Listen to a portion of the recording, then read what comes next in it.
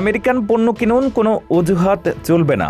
Federal এজেন্সিগুলোর প্রতি এভাবেই কড়া হুঙ্কার দিয়েছেন প্রেসিডেন্ট ডোনাল্ড ট্রাম্প।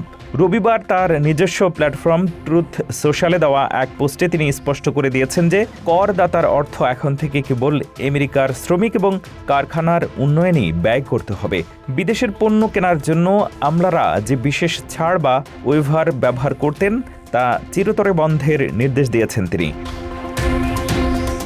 প্রেসিডেন্ট ট্রাম্পের মতে গত কয়েক দশক ধরে ওয়াশিংটনের রাজনীতিবিদরা মার্কিনীদের ট্যাক্সের টাকা বিদেশে পাঠিয়ে দেশের নিজস্ব কারখানা ও সাপ্লাই চেইনকে পঙ্গু করেছেন।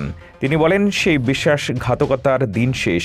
আমরা মেড ইন আমেরিকা আইন আরও শক্তিশালী করছি এবং আমলাদের ওয়েভার বিলি করার বিলাসিতা বন্ধ করছি।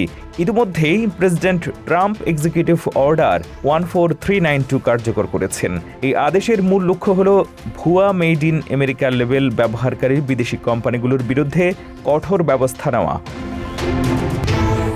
ফেডারেল ট্রেড কমিশনকে নির্দেশ দেওয়া হয়েছে যেন তারা বিভ্রান্তিকর লেবেল দেওয়া কোম্পানিগুলোকে চিহ্নিত করে এবং প্রয়োজনে বিচার বিভাগের মাধ্যমে শাস্তিমূলক ব্যবস্থা গ্রহণ করে। ট্রাম্প প্রশাসনের এই কঠোর অবস্থান আমেরিকার ক্ষুদ্র ও মাঝারি শিল্পের জন্য এক নতুন আশীর্বাদ হিসেবে দেখা হচ্ছে।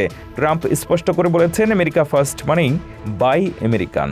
কোনো গেম নয়, কোনো ভুয়া লেবেল নয়। আমেরিকান শ্রমিকদের স্বার্থই এখন সবার আগে। ফেডারেল এজেন্সিগুলোর এখন থেকে প্রতিটি কেনাকাটায় দেশীয় পণ্যকে প্রাধান্য দিতে বাধ্য থাকবে, যা আমেরিকার অর্থনীতিকে আরও স্বয়ংসম্পূর্ণ করবে বলে আশা করা হচ্ছে।